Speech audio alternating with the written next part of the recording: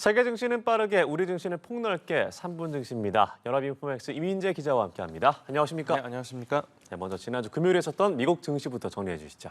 네, 지난주 마지막 거래일인 금요일에 뉴욕 증시 3대 지수가 모두 올랐습니다. 예. 지수별 종가를 살펴보면 다우 지수가 1.64% 상승한 4589.34포인트로 마감했고, S&P 500 지수가 1.11% 뛴 5459.10포인트, 그리고 나스닥 지수가 1.03% 높아진 17,357.88포인트로 장을 마쳤습니다. 네.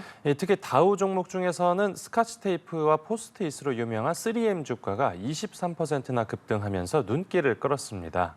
2분기 실적에 잘 나온 영향을 받았고요.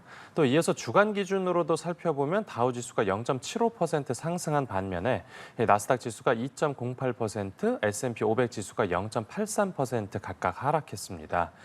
대형주와 기술주를 중심으로 약세가 계속되면서 주중 한때 S&P와 나스닥 지수가 2년 9개월 만에 최대 낙폭을 기록하기도 했는데 네. 마지막 거래일에는 매도세가 잠시 진정된 모습을 보였습니다. 네, 그렇군요. 지난 주말에 이제 강세 분위기에는 물가 지표가 둔화한 영향이 크다고 볼 수 있겠죠. 네, 맞습니다. 이제 우리 시간으로 금요일 밤 늦게 미국에서 6월 개인 소비 지출 물가 지수라는 게 발표됐습니다. 네. 이 미국 중앙은행인 연방준비제도가 통화 정책을 입안할 때 주로 참고한다고 알려진 물가 지표인데요.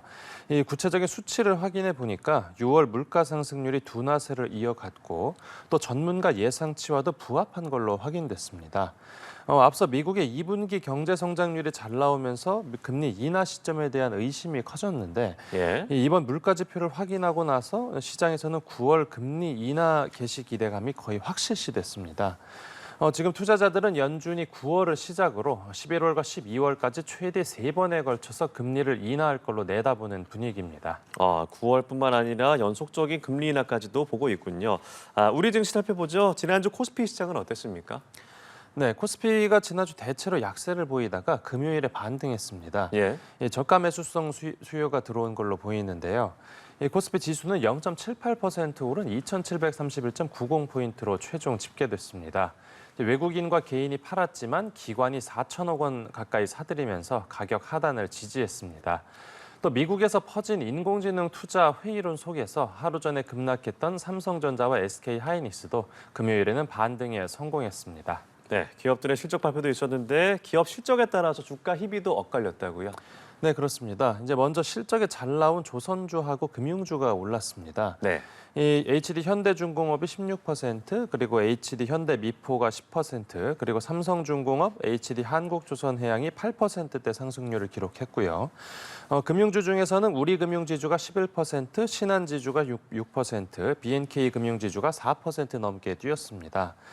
반면에 실적이 실망스러웠다고 평가된 곳들은 주가가 내렸습니다. 특히 LG 에너지솔루션 영업이익이 57% 넘게 급감하면서 주가가 2%대 하락했습니다.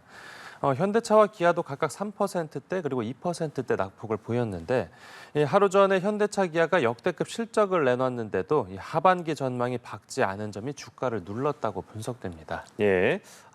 요즘 티몬 UF 정산 지원 사태로 피해가 속출하고 있는데 이에 대한 반사이익으로 쿠팡 관련주가 올랐다고요? 네, 지난주 금요일에 KCTC라는 회사 주가가 30% 뛰면서 상한가를 기록했습니다. 네. 이 KCTC는 쿠팡과 물류하고 또 창고 업무를 제휴하고 있어서 쿠팡 관련주로 분류되는 곳인데요. 이 위메프하고 티몬 사태 때문에 쿠팡의 시장 점유율이 상승할 거란 기대감이 이 기업 주가에도 반영됐다고 보입니다. 또 앞서 하루 전에 오픈마켓 경쟁자인 네이버 주가가 강세를 보이기도 했습니다. 이 네이버가 이번 티몬 위메프 사태로부터 가장 큰 수혜를 입을 거라고 국내 증권가에서 전망한 영향이 컸습니다. 네, 끝으로 이번 주 코스피 전망도 짚어주시죠. 네, 이번 주 중에는 마이크로소프트, 애플, 그리고 아마존 같은 미국 주요 기술 기업들이 2분기 실적을 발표합니다. 네. 실적 기대감이 높아진 만큼 이 서프라이즈가 나오지 않으면 주가가 오히려 반락할 수 있다라고 전망됩니다. 국내에서는 수요일에 삼성전자가 세부 사업 부문별 이 2분기 확정 실적을 공개합니다. 이미 월 초에 1년 전보다 15배 넘게 늘어난 영업이익 잠정치를 공개했는데 이 확정치에서도 크게 달라지지 않을 걸로 예상됩니다. 또 무엇보다 주목해야 되는 건 이 미국 기준금리 결정 회의입니다. 우리 시간으로 목요일 새벽에 회의 결과가 나오는데 이번에도 금리가 동결될 가능성은 높지만 이 제롬 파월 연준 의장이 기자회견을 통해서 9월 금리 인하를 시사하는지에 주목해야겠습니다. 네, 알겠습니다. 오늘 말씀 여기까지 들어보죠. 3분 증시 연합인포맥스 이민재 기자와 함께했습니다. 고맙습니다. 네, 감사합니다.